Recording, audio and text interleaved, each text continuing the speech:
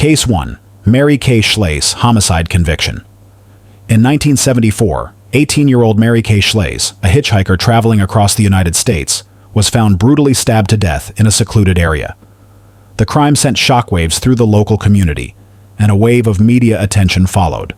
However, despite the efforts of investigators, the case quickly grew cold, leaving her family to grapple with years of uncertainty. Mary Kay Schlase, an 18-year-old artist from Minneapolis, was found murdered on February 15, 1974, near the intersection of 4/8th Avenue and 990th Street, in the township of Spring Brook, Dunn County, Wisconsin. At the time, investigators believed she had been hitchhiking from Minneapolis to Chicago for an art show when she met her demise. The crime scene was situated in a rural area of western Wisconsin, approximately 90 miles east of Minneapolis. Schlase's body was discovered in a ditch along a dead-end road near Elk Creek Lake. A witness reported seeing a man and woman fighting in a gold-colored compact car before the body was found. Schlase had been stabbed at least 15 times and suffered a broken nose, indicating a violent struggle. Her purse and coat were missing and have never been located. The early investigation into Schlase's murder saw extensive interviews with people who may have interacted with her before her death, but there were no significant leads. Authorities combed through records of other missing persons in the region, but none seemed to fit the same pattern. With limited forensic tools available in the 1970s, law enforcement relied on witness statements, fingerprints, and witness testimony. However, these efforts proved insufficient.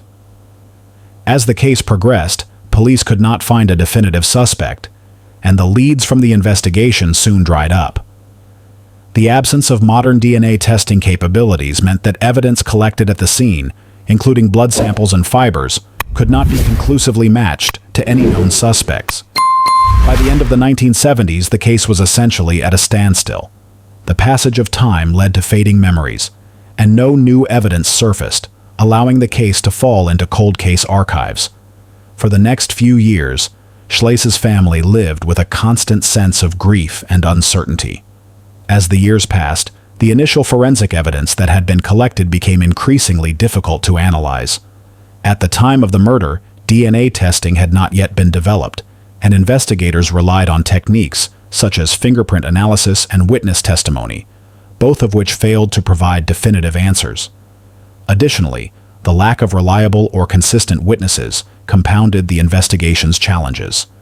The case suffered from what is often called investigative fatigue.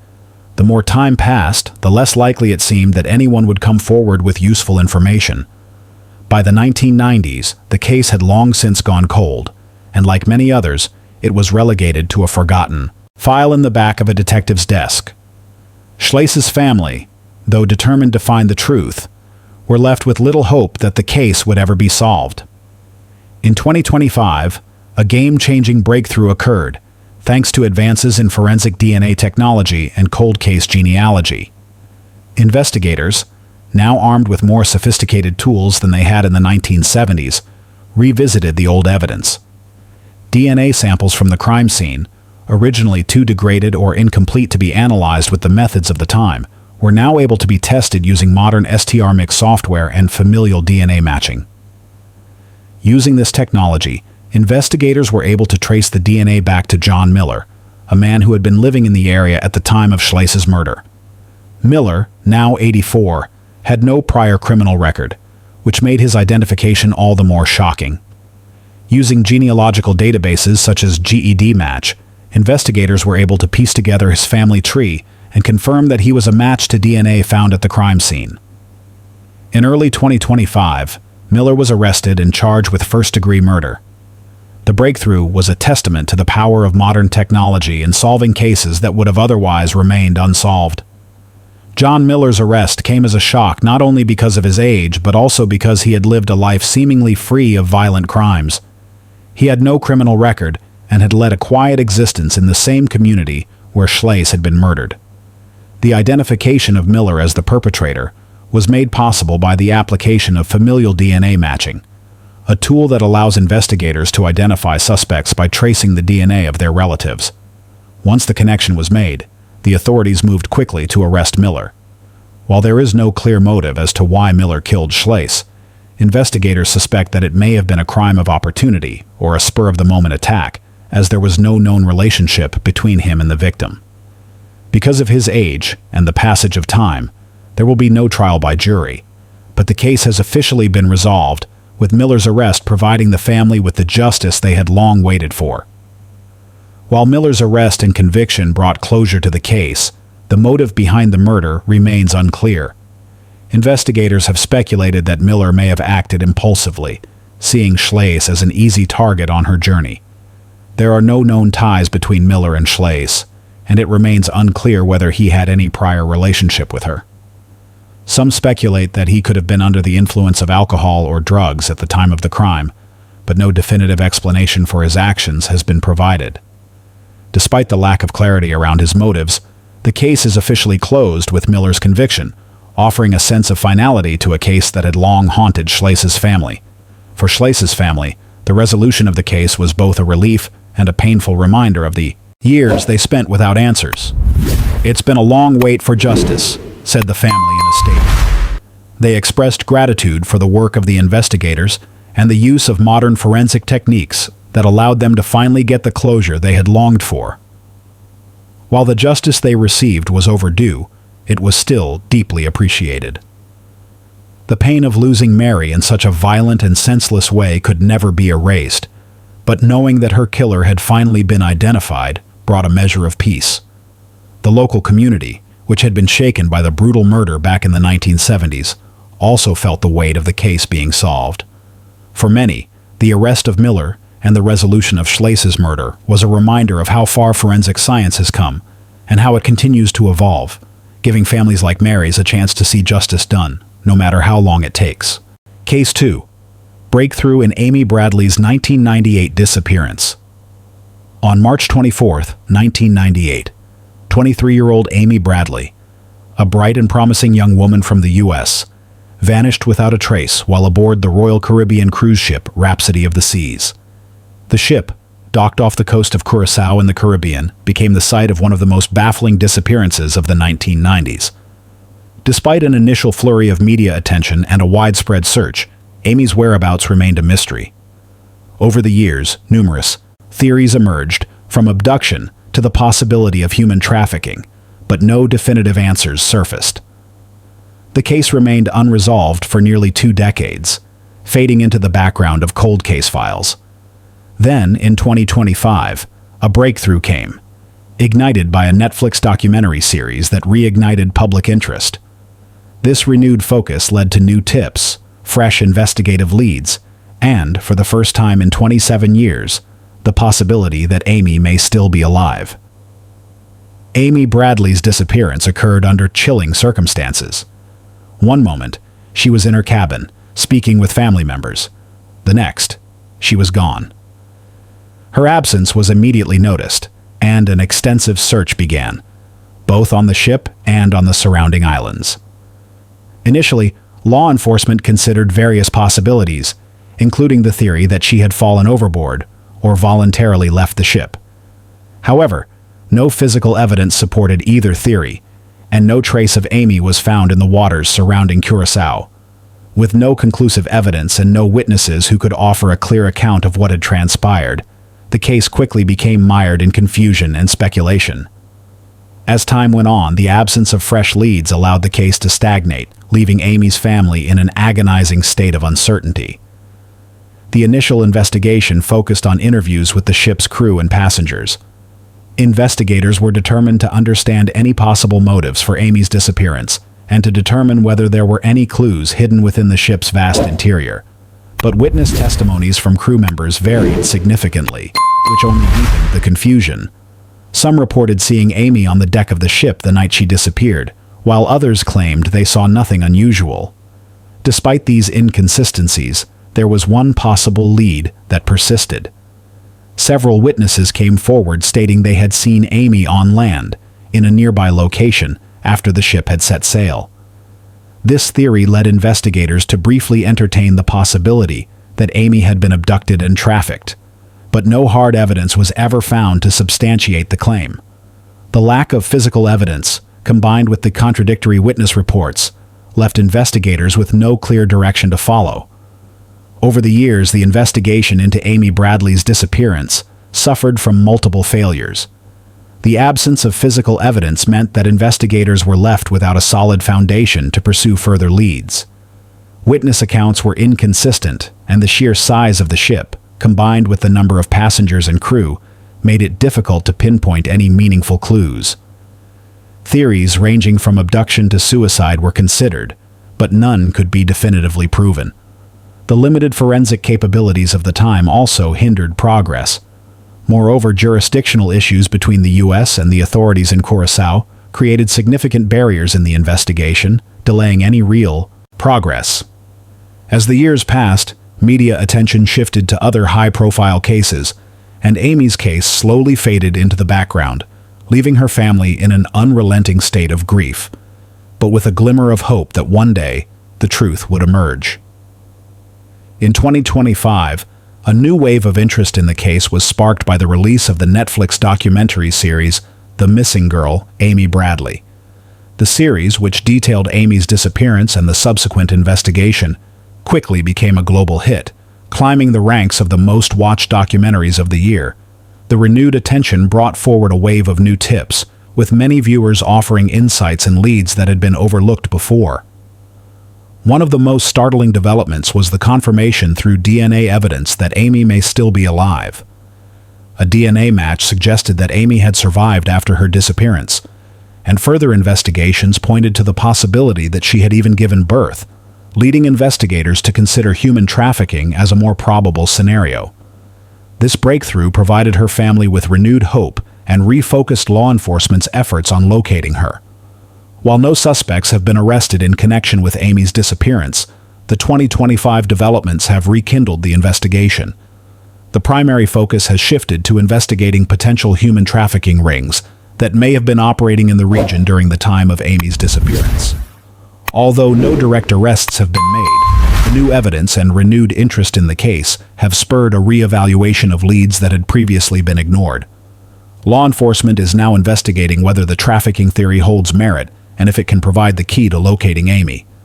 Additionally, new witness statements have suggested that she may have been forced to stay hidden for years, possibly under the control of those involved in trafficking. While this case remains unsolved, the pursuit of justice has not slowed. The motive for Amy Bradley's disappearance remains unclear. While some investigators speculate that she may have been targeted by a trafficking ring, the true nature of her fate is still unknown. The recent breakthroughs in the case suggest that Amy did not voluntarily disappear, as initially thought, but may have been coerced into remaining hidden for reasons that are not yet fully understood. While the case has not yet reached a resolution, the new leads have revived the search for Amy, offering her family a renewed sense of hope. However, until Amy is found or new information surfaces, the question of why she was targeted remains unanswered. Amy Bradley's family has never stopped searching for her. Despite the years of heartache and unanswered questions, they have remained steadfast in their belief that Amy is alive and can still be found. Her brother, Brad Bradley, has consistently spoken to the media, urging the public to remain vigilant and supportive of the search for his sister. "We never gave up hope," said Amy's mother, whose words have resonated deeply with the public. The recent breakthroughs in the case have given the family new strength, and while the pain of her absence remains, they now hold on to the possibility that they may one day be reunited with Amy. The public's renewed interest, sparked by the documentary, has also provided them with a sense of solidarity and reinforced their commitment to finding Amy and bringing her home. Case 3. The murder of Carol Skidmore solved. In 1975, Carol Skidmore, a 28-year-old mother, was brutally murdered in Florida. Her skeletal remains were discovered months later in a remote wooded area, but despite initial efforts by law enforcement, no suspects were identified, and the case went cold.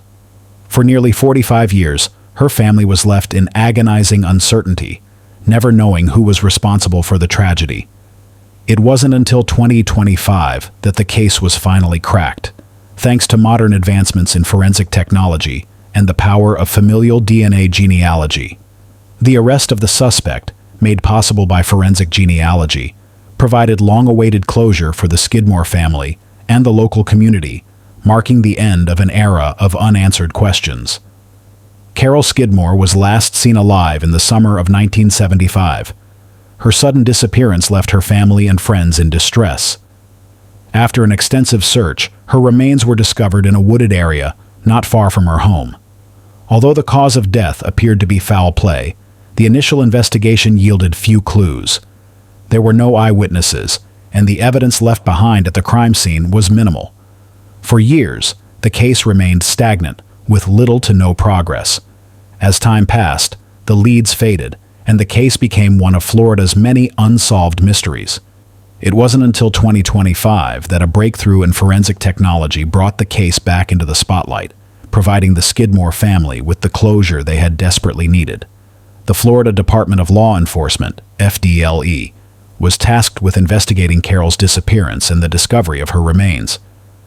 Despite following up on various leads, including interviewing friends and family, no one could be definitively linked to the crime.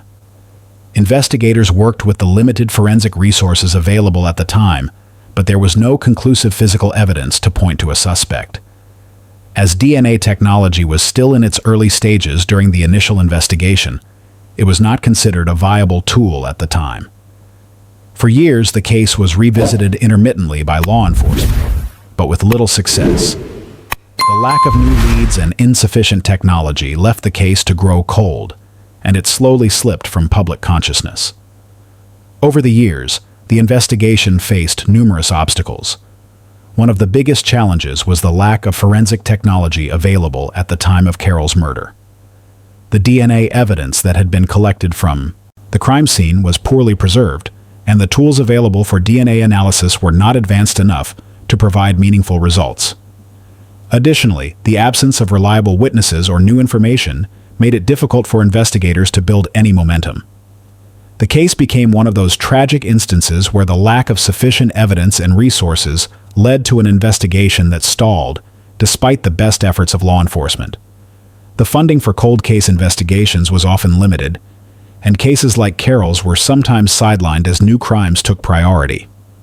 As the years went by, the case remained unsolved, leaving the family to wonder whether they would ever get answers. In 2025, the case was revived with the help of modern forensic techniques, most notably familial DNA genealogy.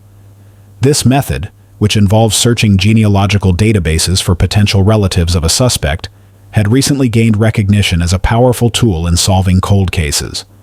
By comparing the DNA recovered from the crime scene to public genealogy databases, investigators were able to identify a distant relative of the suspected perpetrator. Using forensic genealogy, FGG, they were able to build a family tree that led to a DNA match with a suspect. The breakthrough came when investigators conducted a trash pull from the suspect's home, and the DNA match confirmed their suspicions. This innovative method of solving cold cases, which was once considered a long shot, had now successfully identified the killer after decades of mystery. The suspect, identified in 2025, was arrested and charged with second-degree murder. The arrest came as a shock to the community, as the suspect had never before been linked to the crime. He had been living under the radar for years, with no prior criminal history related to the case. The suspect's identity was not immediately made public, as law enforcement worked to gather more evidence before proceeding with the trial. The motive behind the murder is believed to be personal in nature, linked to a prior domestic dispute. However, the full details of the relationship between Carol and the suspect remain unclear. What is known is that the suspect's DNA was the key to solving the case, and the long-awaited arrest brought a sense of justice to the family. While the case has been officially resolved with the suspect's arrest, the true motive behind Carol's murder is still being pieced together. Investigators believe the crime was the result of a domestic conflict that escalated into violence. The suspect's connection to Carol and the nature of their relationship are still under investigation, but it is believed that the murder was not random. The family has long suspected that the truth would eventually come to light, and now, with the suspect in custody, the case is moving toward resolution. The trial will likely shed more light on the specific details behind the tragic event, but for now, the Skidmore family has the answers they waited so long for. Carol Skidmore's sister, who had tirelessly fought for justice over the years, expressed deep relief upon hearing about the arrest. "This is what we've waited for," she said, tears of gratitude in her eyes. The family, who had never given up hope, finally feels a sense of peace. The community, too, was shaken by the revelation of the suspect's identity. For so long, the case had been an unresolved chapter in the town's history, and now, with the arrest, there is a renewed sense of closure. Though the pain of Carol's loss remains, the family can now move forward with the knowledge that justice has been served. Carol's memory, though never forgotten, can now be honored with the truth. Case 4. The 1979 Karen Tate murder, Perth, Australia. In 1979, Karen Tate, a 24-year-old woman from Perth, Australia, was found brutally murdered in her home. Despite an immediate investigation, the case quickly went cold. For decades, her family was left without answers, the crime becoming a haunting, unsolved mystery. However, in 2025, the case was finally cracked open after nearly 45 years, thanks to modern forensic advancements, particularly in familial DNA genealogy. This breakthrough brought the shocking revelation that Terrence John Fisher, who had died years earlier, was responsible for the crime. Though Fisher couldn't face trial, his identification provided long-awaited closure to Karen's family and the Perth community. Karen Tate was last seen alive on June 8, 1979, and her body was discovered several days later. She had been savagely attacked in her own home, a crime that appeared both random and violent. Investigators quickly followed the typical routes, speaking with family members, friends, and acquaintances to search for any personal motive. Yet no clear connection emerged between Karen and any known suspects. The initial theory suggested a burglary gone wrong, but no items of value were taken from the home, which cast doubt on this explanation. Despite a thorough investigation, the case languished in the cold files of the Perth police force, with no new evidence surfacing to move the case forward. The initial investigation was extensive, involving interviews with those close to Karen and attempts to uncover any connections between her and potential suspects. Detectives also collected forensic evidence from the crime scene, including hair and fiber samples, but the results failed to lead to any significant breakthroughs. With limited forensic technology available in 1979, investigators lacked the tools to test DNA and match it to potential suspects. Over time, as the investigation turned up no viable suspects and no further physical evidence, the case stagnated. Despite periodic reopenings by the Perth police, the case slipped into obscurity, as more recent crimes took precedence and resources for cold cases were scarce. For over 4 decades, the case remained unsolved. Several factors contributed to the prolonged stagnation. First and foremost was the limited forensic technology available at the time of the investigation. While physical evidence was collected, including hair and fiber samples, the lack of DNA testing meant that investigators were unable to definitively link the evidence to a suspect. Further, the absence of witnesses, coupled with no clear motive, made it difficult to pursue any concrete leads. Even when the case was revisited over the years, there were no new witnesses, and no technological advancements helped make the breakthrough. In the 1980s and 1990s, the lack of DNA databases and genealogical tools meant that the evidence collected remained untested. As the years passed, the case grew colder, and the prospects of finding a resolution grew slimmer. In 2025, a breakthrough occurred when investigators re-examined the case using modern forensic genealogy. This cutting-edge technique allows law enforcement to search genealogical databases for distant relatives of potential suspects. In Karen's case, this method identified a match to Terrence John Fisher, who had passed away several years earlier. Forensic genealogists built a family tree using DNA from the crime scene, eventually leading them to Fisher as a suspect. The critical moment came when investigators pulled a DNA sample from Fisher's posthumous relatives, confirming the match to the crime scene evidence. The use of STR-Mix software, a tool that interprets complex DNA samples, played a crucial role in confirming the identity of the suspect, allowing authorities to close the case and finally provide answers to the Tate family.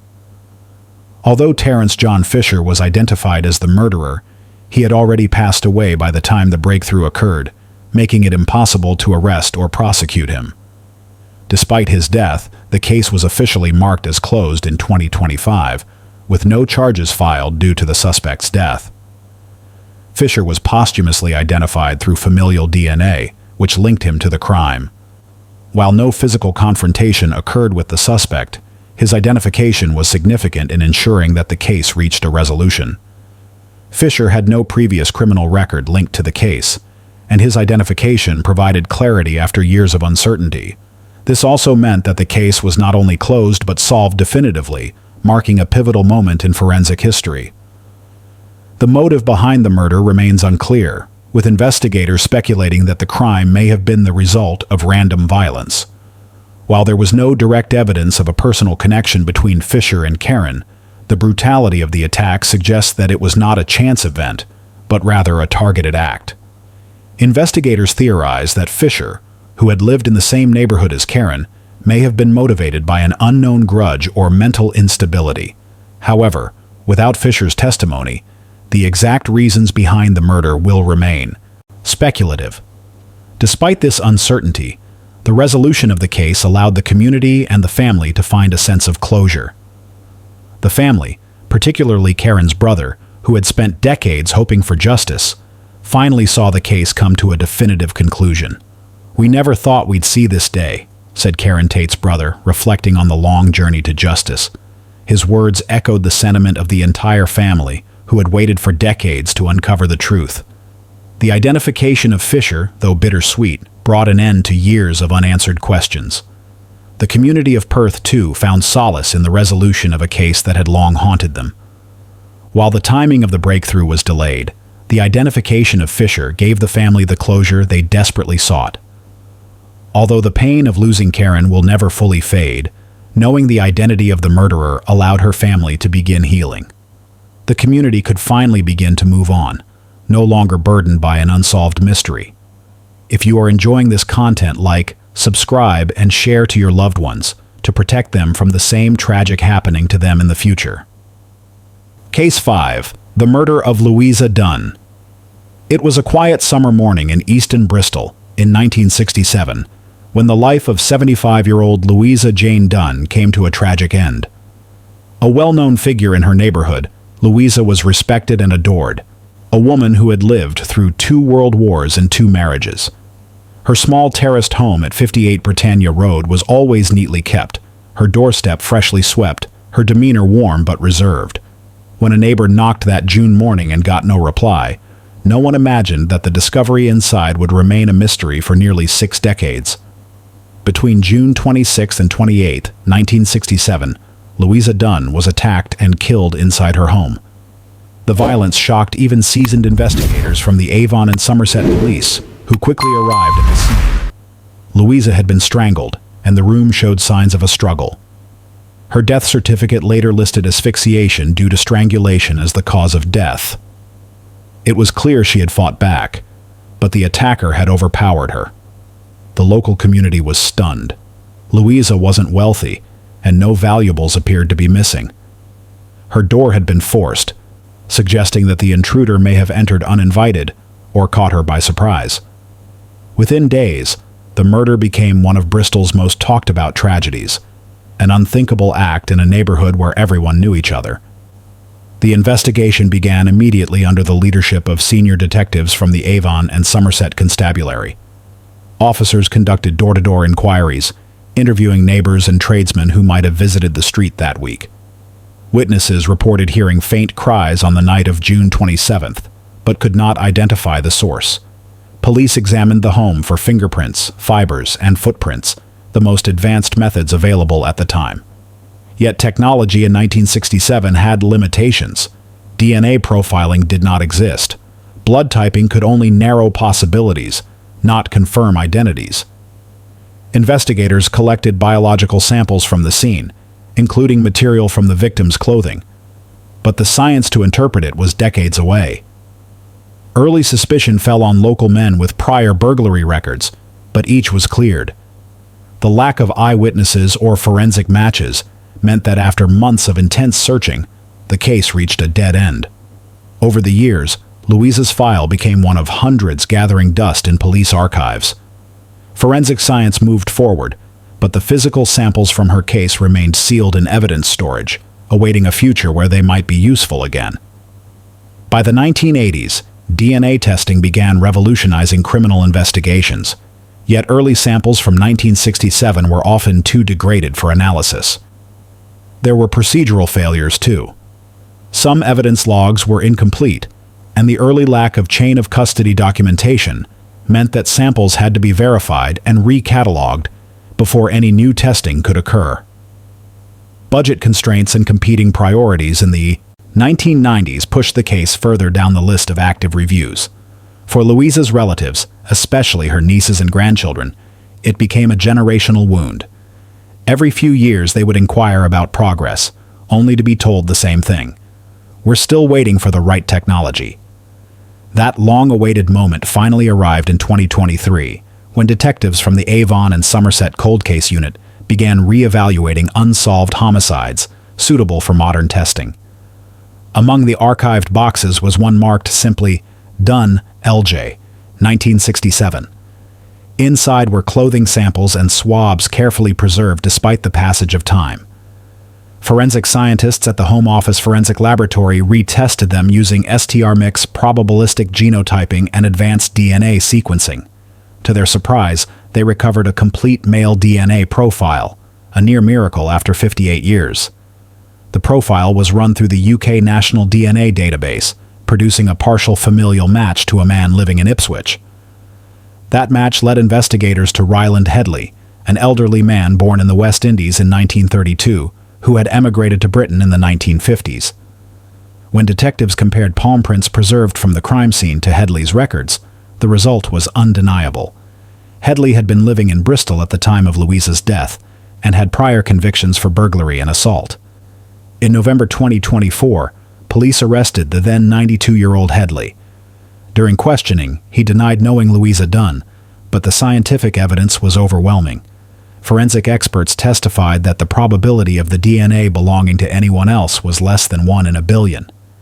The Crown Prosecution Service authorized charges of murder and rape, setting the stage for what would become a landmark courtroom moment in British legal history.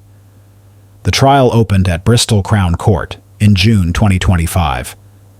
The courtroom was filled with journalists, family members, and local residents who had lived through the fear of the unsolved crime. Prosecutors reconstructed the case using modern forensic evidence and historical police reports. They revealed how Headley had targeted elderly women, often breaking into their homes and attacking them when they were alone. In a chilling pattern, Headley had been convicted in the 1970s of 2 similar assaults on elderly women in Suffolk and Norfolk. He served a reduced sentence after appeal, just 2 years, and disappeared into anonymity afterward. The Bristol case tied those earlier offenses together, establishing a disturbing behavioral pattern. On 30th of June 2025, the jury returned a unanimous guilty verdict. Justice Derek Sweeting sentenced Headley to life imprisonment with a minimum term of 20 years, noting that he would likely spend the remainder of his life behind bars. At 92, he became the oldest convicted murderer in UK history. Even after conviction, the question of motive lingered. Police and prosecutors concluded that Louisa's death was most likely a burglary that escalated into violence. However, Headley's history of targeting elderly women suggested deeper psychological motives, a desire for control and domination. He never confessed, maintaining his innocence until the end. For the investigators, the conviction marked a triumph of perseverance and science. For Louisa's family, it was bittersweet. They had waited almost 60 years for closure, and though justice had arrived late, it arrived nonetheless. After the verdict, Louisa's surviving relatives issued a brief but powerful statement. For decades, our family lived with a question that had no answer. Today, we can finally let her rest. Justice was long overdue, but it came. The Bristol community also responded with relief and pride. The case that had haunted generations was finally closed, not through luck or confession, but through science and determination. Local papers hailed it as the victory of patience over time. Detectives involved in the case reflected on its broader meaning. It was not just about solving a murder, it was about restoring faith that no victim is ever forgotten. Cold case experts now cite the Dunn investigation as a model for long-term evidence preservation and forensic review. Case 6. Susan Goodwin murder solved. In July 2002, Susan Goodwin, a mother of two, vanished from her rural home in Naracoorte, South Australia. Her disappearance was sudden, leaving behind no clues and no indication of foul play. Despite an extensive search and numerous interviews with family members, friends, and neighbors, Susan was never found. For years, the case remained a mystery, and her family was left in limbo, unable to find closure. However, in 2025, a breakthrough came that would finally answer questions that had haunted Susan's loved ones for more than 2 decades. Human remains discovered in a remote area were positively identified as Susan's, and DNA evidence led investigators to a suspect who was arrested and charged with her murder, bringing closure to a case that had long seemed unsolvable. Susan Goodwin, a 34-year-old mother, was last seen on July 5, 2002. Her 2 young children were left alone in the house when Susan disappeared, and there were no signs of forced entry or struggle. The absence of her car, purse, and phone inside the house suggested that she had not left voluntarily. Initially, law enforcement speculated that she may have been abducted or fallen victim to foul play, but no witnesses could provide any helpful information. The search for Susan stretched on for weeks, with family members, friends, and local authorities tirelessly scouring the surrounding areas. However, the lack of any physical evidence or witnesses made it impossible to pinpoint what had happened. As weeks turned into months, and then years, Susan's disappearance became a cold case, with little hope remaining for her safe return. In the days following Susan's disappearance, investigators from the South Australian Police launched a full-scale search of the area surrounding her home. Detectives spoke to her family, neighbors, and close acquaintances, looking for any leads that might explain her sudden disappearance. Despite these efforts, the case quickly grew cold.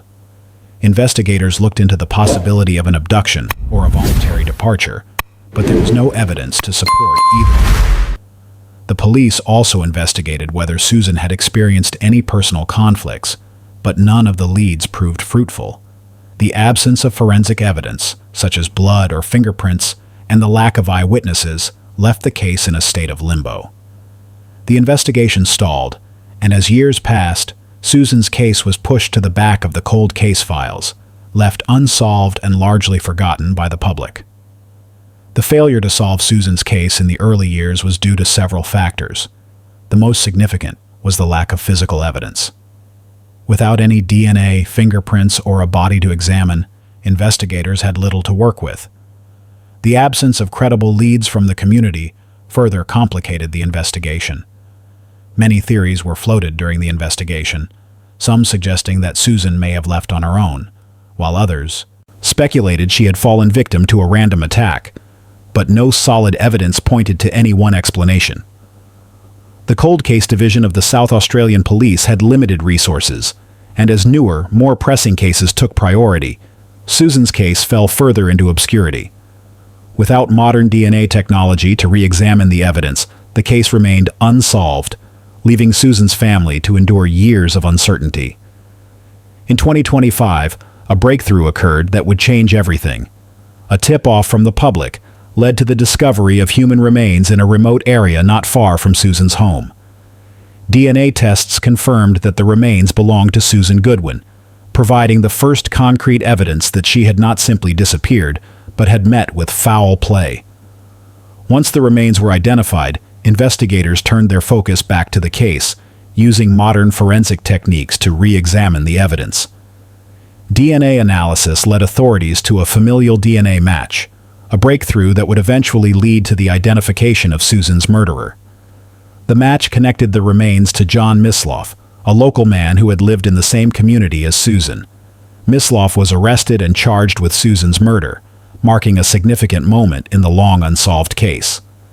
John Misloff was arrested in 2025 after DNA evidence linked him to Susan's remains. The investigation revealed that Misloff had been in contact with Susan around the time of her disappearance, though the exact nature of their relationship remains unclear. Misloff, previously unknown to law enforcement in connection to this case, was charged with second-degree murder. He was taken into custody and is awaiting trial. The arrest came as a shock to the community, as Mislov had no prior criminal record connected to Susan's case. However, the DNA match was irrefutable, and authorities now believe that Mislov's involvement in Susan's death stemmed from a personal conflict.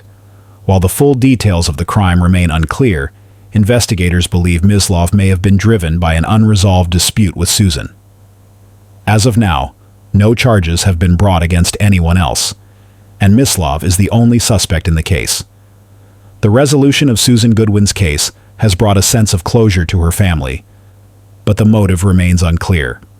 Investigators suspect that Mislov's actions were driven by a personal conflict, but the specifics of that conflict remain speculative. The lack of a clear relationship between Mislov and Susan makes the crime feel even more senseless. While it's believed that the murder was not random, the lack of detailed evidence linking the two complicates the investigation into a definitive motive. Susan's family has endured over 2 decades of grief and uncertainty.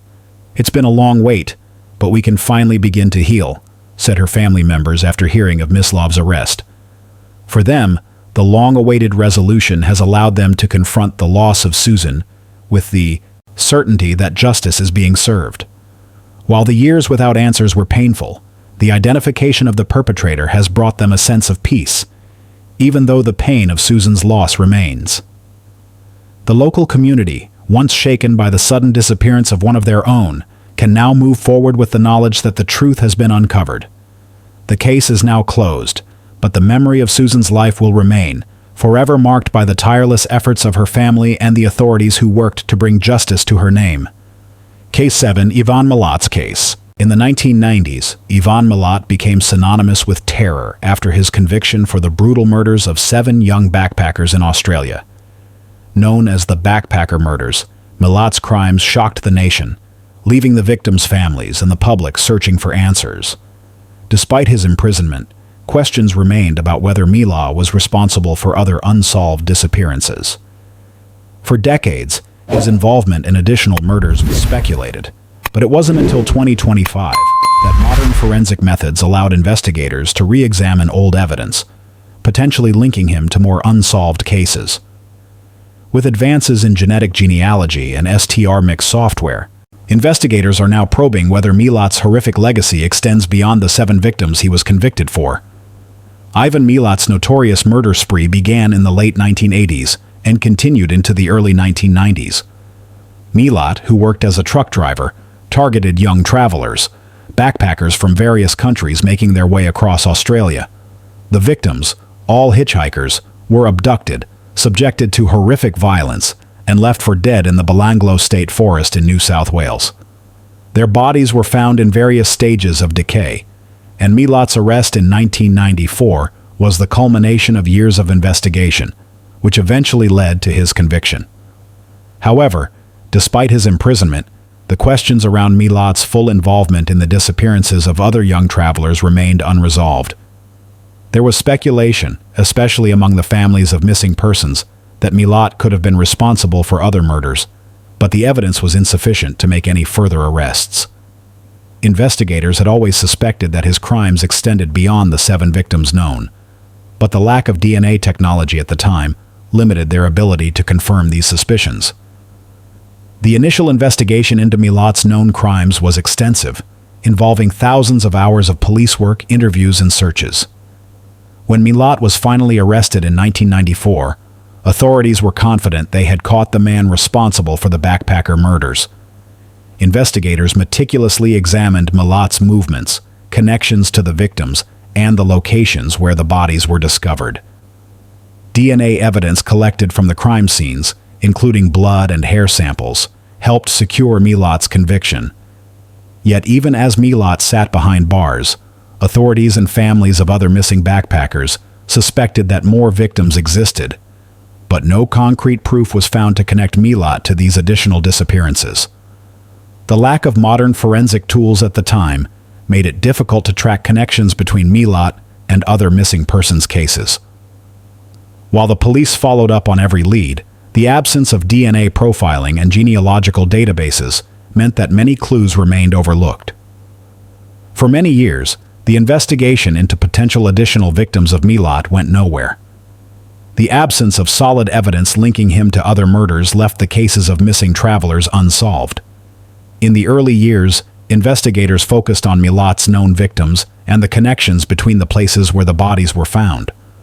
But with no additional forensic tools like DNA matching, the evidence collected at the time could not definitively connect Milat to other disappearances. Over time, the cold cases were sidelined as new investigations arose, and as the years passed, it became increasingly difficult to revisit these old files without any new leads. With the failure of traditional investigative methods and the limitations of forensic tools, many missing persons cases were closed, and Milat's crimes seemed to be confined to the 7 confirmed victims. The case grew cold, leaving families without answers and investigators without new evidence to pursue. In 2025, advancements in forensic technology led to a monumental breakthrough. Using genetic genealogy, investigators revisited evidence from Milat's known murder scenes, looking for any connection to unsolved disappearances. This technique, which uses DNA from family members in genealogical databases to trace potential suspects, proved to be a game-changer. Investigators were able to identify new links between Milat and missing persons cases that had long been considered unrelated. Using STRmix software to analyze the DNA from Milat's confirmed victims, authorities discovered partial DNA matches to several of the missing travelers. The breakthrough was not only a major moment for the case, but also for the field of forensic science. The application of familial DNA analysis to cold cases like this is a powerful tool in solving unsolved murders. This discovery led authorities to reopen investigations into those disappearances, confirming Milat's involvement in several additional cases. Despite the breakthrough, no new arrests have been made. The key issue remains that Ivan Milat, the man who committed these heinous acts, died in 2019. While his involvement in additional murders has been confirmed through DNA matching, Milat's death means that no criminal trial will occur for these new victims. However, the identification of Milat as a suspect in these other disappearances is significant. The case has been officially updated to reflect the new findings, but there will be no formal prosecution. The focus has shifted to gathering as much information as possible about Milat's life and activities during the period in question.